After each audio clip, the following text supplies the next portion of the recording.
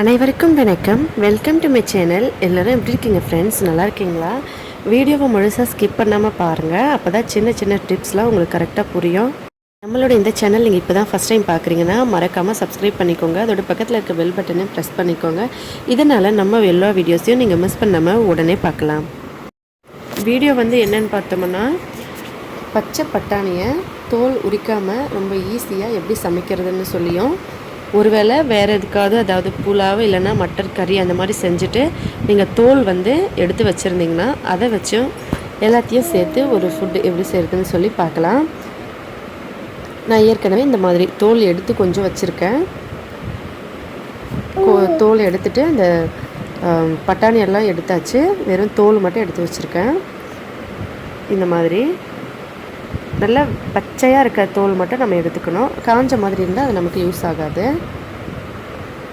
இந்த மாதிரி நல்லா பச்சையாக இருக்க பட்டாணி தோலை எடுத்து வச்சுக்கலாம். அதுக்கப்புறம் இந்த மாதிரி பட்டாணி நம்ம வாங்கும் போது சின்ன சின்னதாக இருக்குது, மெல்லிசா அந்த மாதிரி இருக்க பட்டாணியெல்லாம் இப்படி எடுத்து வச்சுக்கலாம். முழுசாகவே பட்டாணி நல்ல பெரிய பட்டாணியாக இருந்தால் கூட இந்த தோலோடு சேர்த்து அப்படி எடுத்துக்கலாம். இப்போ இதை நம்ம பீன்ஸு அதுக்கப்புறம் அவரைக்காலாம் கட் பண்ணுவோம் இல்லைங்களா, முனையில் கட் பண்ணிவிட்டு அந்த நார் எடுப்போம் இல்லைங்களா, அந்த மாதிரி சைடில் மேலே கீழே 2 இடத்துல கட் பண்ணிவிட்டு அந்த நார் எடுத்துகிட்டு சின்ன சின்ன பீஸாக எல்லாத்தையும் கட் பண்ணி வச்சுக்கலாம். இந்த தோல் எடுத்த பட்டாணி தோலையும் சரி, அதில் இந்த மாதிரி இருக்கிறதையும் சரி, ரெண்டுத்தையும் கட் பண்ணிக்கலாம்.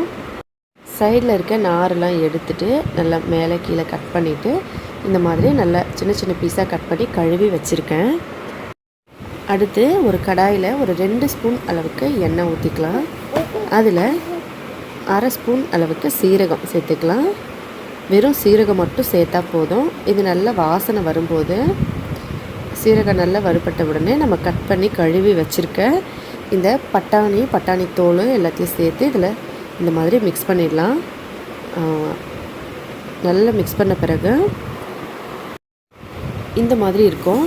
மிக்ஸ் பண்ணிவிட்டு அடுப்பு ஃபுல்லாக லாஸ்ட் சிம்மில் போட்டுருங்க.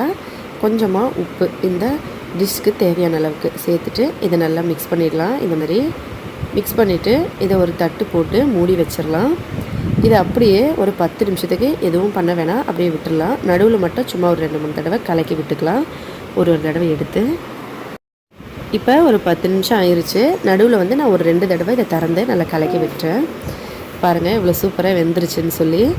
பட்டாணி உள்ளே இருக்க எவ்வளோ ஸ்ட்ரென்த்தோ அதே அளவுக்கு தான் அந்த தோலுலேயும் நமக்கு ஸ்ட்ரென்த் கிடைக்கும். நம்ம அதை தூக்கி போடாமல் இந்த மாதிரி ஃபுட் செஞ்சு சாப்பிட்டோம்னா ரொம்ப ஹெல்த்தியாகவும் இருக்கும். அதோட ரொம்ப ஒரு டிஃப்ரெண்ட்டான டேஸ்ட்டில் ஒரு சைட் டிஷ்ஷாகவும் இருக்கும். இப்போ இது அப்படியே இருக்கட்டும். கொஞ்சம் நேரம் இதை ஆறட்டும்.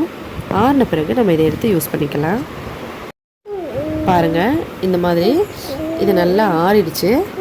ஆறின பிறகு நம்ம இதை கொஞ்சம் கொத்தமல்லி தழை வாசனைக்காக, காரத்துக்கு ஏற்ற மாதிரி பச்சை மிளகாய், ஒரு 3 பல் பூண்டு வச்சு இதோடு சேர்த்து நல்லா மிக்ஸி ஜாரில் போட்டு ஃபைன் பேஸ்ட்டாக அரைச்சிக்கலாம். அம்மிலையும் அரைக்கலாம், மிக்ஸி ஜார்லேயும் அரைக்கலாம். தேவைப்பட்டால் கொஞ்சமாக தண்ணி ஊற்றி நல்லா அரைச்சி எடுத்துக்கலாம். புளிப்பு சுவை வேணும்னா நீங்கள் புளி ஒரு பல் சேர்த்துக்கலாம், வேணும்னா சேர்த்துக்கலாம்.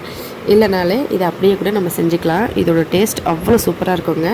பச்சை பூண்டும் அந்த பச்சை மிளகாவும் கொத்தமல்லி இந்த சீரகம் அந்த பட்டாணியோட அந்த வாசனை எல்லாம் சேர்த்து அவ்வளோ சூப்பரான சுவையில் இது இருக்கும். ஒரு சூப்பரான சைட் டிஷ் நம்மளுக்கு ரெடி ஆகிடுச்சு. இதை சூடான சாதத்து கூட போட்டு பிசைஞ்சு சாப்பிட்டாலுமே அவ்வளோ சூப்பராக இருக்கும். இட்லி தோசை எது கூட வேணால் சைட் டிஷ்ஷாக இதை சாப்பிடலாம். கண்டிப்பாக ட்ரை பண்ணி பாருங்கள். ரொம்ப ஈஸியாக இதை செஞ்சிடலாம். ட்ரை பண்ணி பார்த்துட்டு எப்படி இருந்ததுன்னு சொல்லி கமெண்ட்டில் சொல்லுங்கள். இந்த வீடியோ பிடிச்சிருந்தால் லைக் பண்ணுங்கள், ஷேர் பண்ணுங்கள். மறக்காமல் நம்ம சேனலை சப்ஸ்கிரைப் பண்ணிக்கோங்க. மேலும் இதே போல் இன்னும் பல வீடியோஸ்லாம் பார்க்குறதுக்காக ஹெல்த்தியாக சாப்பிட்டு சந்தோஷமாயிருங்க. நன்றி, வணக்கம்.